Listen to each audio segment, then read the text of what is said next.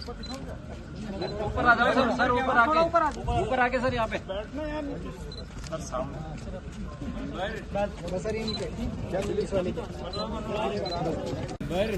Sir क्या police वाले मनो भाई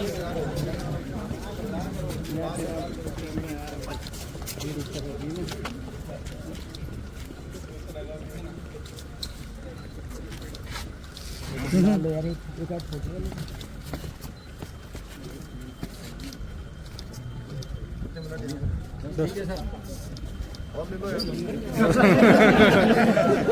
धन्यवाद।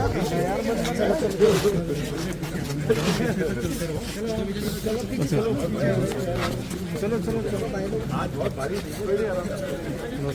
क्या हाल है? ठीक है ना? ज़्यादा नहीं यार। आइए सर आइए।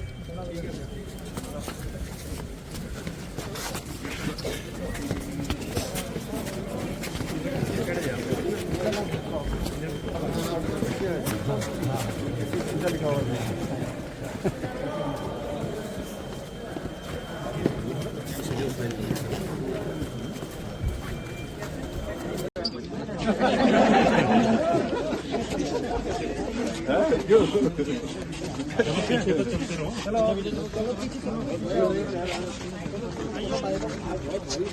चलते रहो आ जाओ सर जी।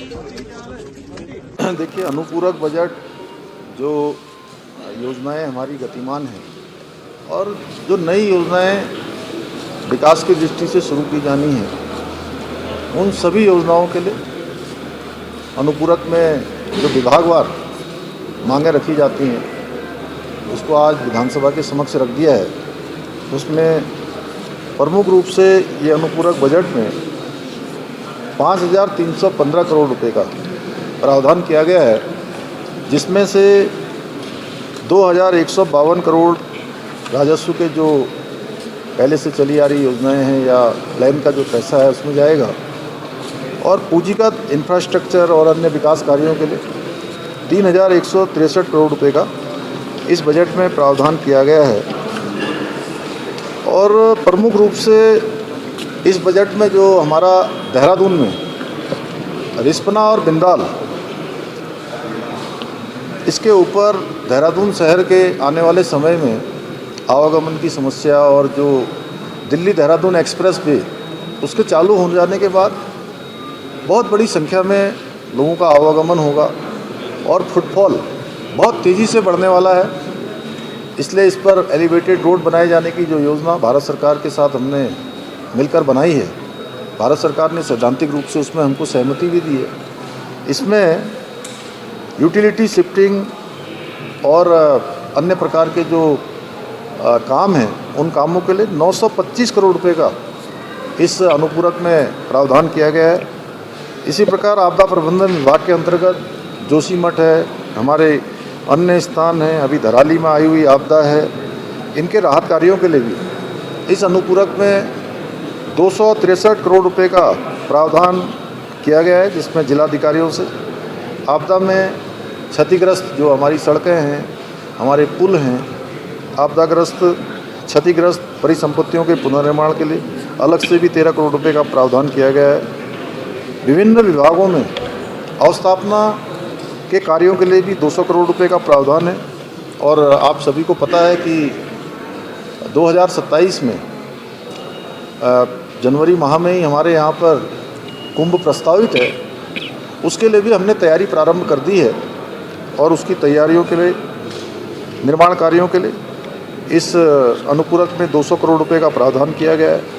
इसी प्रकार शासकीय योजना के अंतर्गत, जिसमें कि भारत सरकार हमको 90 और 10 के रेशियो में जो सहायता हमारे राज्य को प्रदान करती है, जिसमें 50 सालों तक बिना ऋण के हमको केंद्र से केंद्र पोषित योजनाएं, अन्य योजनाएं मिलती हैं, उसके लिए भी जो राज्य का अंश होता है, राज्य का अंश भी तैयार रहना चाहिए, जिससे कि जैसे ही केंद्र से हमको बजट आवंटित होता है वैसे ही योजनाएं धरातल पर आ जाए।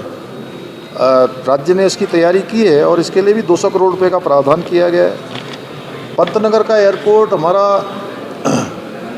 अंतर्राष्ट्रीय स्तर का बनाने के लिए हम लगभग 850 एकड़ ज़मीन पहले ही भारत सरकार के नागरिक विमानन मंत्रालय को निःशुल्क रूप से हस्तांतरित कर चुके हैं और अब उसका विस्तारीकरण होना है, जिसमें चूँकि जो रोड अभी पंतनगर से लालकुआ की ओर जाती है उसका अलाइनमेंट चेंज होना है। उन सब में मिलाकर भारत सरकार का बड़ा हिस्सा है, लेकिन 188 करोड़ रुपए का प्रावधान इसमें किया गया है। इसी प्रकार हमने 100 यूनिट बिजली से कम खर्च करने वालों के लिए जो हम सब्सिडी योजना लेकर आए हैं उसमें भी हमने और अन्य योजनाओं में मिलकर 125 करोड़ रुपए का प्रावधान इसमें किया गया है। प्रधानमंत्री आवास योजना जिसमें 80% केंद्र पोषित और 20% राज्य का अंश होता है, उसके लिए 114 करोड़ रुपए का प्रावधान किया गया है। स्वच्छ भारत मिशन ग्रामीण में जिसमें 90% केंद्र पोषित होता है, उसमें भी 95 करोड़ रुपए का प्रावधान किया गया है। पेयजल विभाग के अंतर्गत KFW परियोजना के लिए 90 करोड़ रुपए की धनराशि का प्रावधान है। नंदा राज्यात योजना, जो नंदा राज्यात हमारी बहुत यहाँ का प्रमुख एक यात्रा होती है जो कुमाऊँ गढ़वाल पूरे उत्तराखंड के केंद्र बिंदु पर होती है। एक तरह से अगर उसको पर्वतीय क्षेत्र का महाकुंभ कहा जाए तो कोई अतिशयोक्ति नहीं होगी। उसको भी बहुत भव्य और दिव्य तरीके से करना है, 2026 में प्रस्तावित है। उसके लिए 40 करोड़ रुपए की धनराशि का प्रावधान किया गया है। बाकी विभागीय मदों में अन्य तरीके से जो होगा इसके लिए सेपरेट रूप से इसकी भी हमने तैयारी प्रारंभ कर दी है। लोक निर्माण विभाग के जो काम चल रहे हैं उसके लिए 90 करोड़ रुपए का NDRF के अंतर्गत अग्निशमन सेवाएं, उसके विस्तारीकरण एवं आधुनिकीकरण के लिए 78 करोड़ रुपए का प्रावधान है। प्रदेश के मार्गों के लिए, पुलियों के अनुसंरक्षण के लिए और तमाम प्रकार के जो काम हैं जो हमारी सड़कों और पुलियों से संबंधित हैं उसके लिए 75 करोड़ रुपए का प्रावधान किया गया है। पुलिस विभाग में आवास बनाना हमारे लिए बहुत बड़ी हमारी प्राथमिकता है, क्योंकि पुलिस के जवानों को, उनके पुलिस के अधिकारियों को जो हमारे ज़िलों में होते हैं, थानों में होते हैं, चौकी में होते हैं, उनको उनके कार्यस्थल के पास ही आवास मिले, ये हमारी प्राथमिकता है। हमने प्रारंभ किया, भारत सरकार भी इसको अपनी प्राथमिकता में लेती है। जहां भारत सरकार से हमने इसमें सहायता का भी अनुरोध किया है, वहीं उनके आवासों के निर्माण के लिए, भवनों के लिए 60 करोड़ रुपए की धनराशि का इस अनुपूरक में प्रावधान किया गया है। शारदा रिवर फ्रंट जो कि हमारा एक बहुत महत्वाकांक्षी योजना है, इसको भी हमने, इस कार्य को भी प्रारंभ कर दिया है। इसमें अन्य मदों से भी हम धनराशि का प्रावधान कर रहे हैं। उसको भारत सरकार से, अन्य मदों से, उसमें विभागीय स्तर पर भी धनराशि होगी, लेकिन इसमें हमने 50 करोड़ रुपए की धनराशि का प्रावधान किया है। अटल आयुष्मान उत्तराखंड योजना के लिए इसमें 50 करोड़ रुपए का प्रावधान है, जिससे कि सभी नागरिकों को, ज़रूरतमंद लोगों को, कार्ड धारकों को जो आयुष्मान भारत योजना है उस योजना का लाभ मिले। इसी प्रकार योग नगरी ऋषिकेश में हम हरिद्वार में गंगा कॉरिडोर जो हमारा प्रस्तावित है, हरिद्वार में गंगा कॉरिडोर, हरिद्वार और ऋषिकेश दोनों जगह पर काशी की तर्ज पर इसको हम आगे विकसित करना चाहते हैं। उसके लिए हमने सारी तैयारियां कर ली हैं। दोनों ही जगह के लिए, ऋषिकेश में योग नगरी के लिए कॉरिडोर बनाने के लिए और हरिद्वार पर्यटन नगरी को विकसित करने के लिए 50-50 करोड़ रुपए की धनराशि का प्रावधान किया गया है। महिला स्पोर्ट्स कॉलेज चंपावत के निर्माण के लिए भी 50 करोड़ रुपए की धनराशि का प्रावधान है।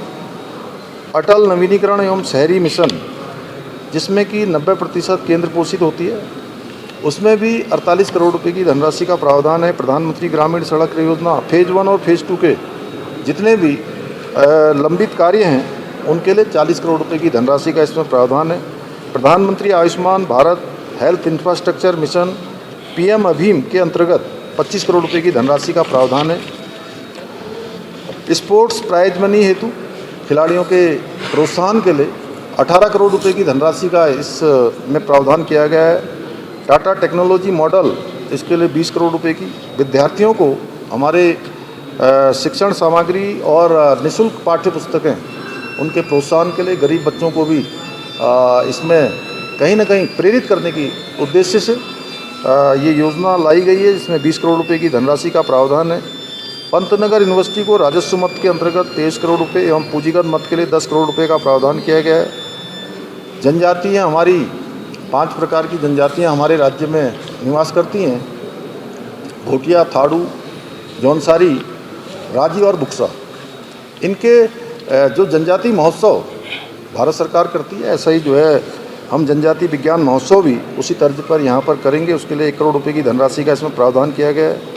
पॉलिटेक्निक छात्रावास खटीमा में, क्योंकि मैंने ये पॉलिटेक्निक शुरू किया था और इसके छात्रावास के लिए भी 1 करोड़ रुपए की धनराशि का प्रावधान किया गया है। कुल मिलाकर ये जो हमारा अनुपूरक है वो बहुत सारे जो काम हमारे गतिमान हैं उन कामों को और तेज़ी से आगे बढ़ाएगा। हमारा प्रयास है सभी योजनाएं जल्दी से जल्दी धरातल पर उतरे।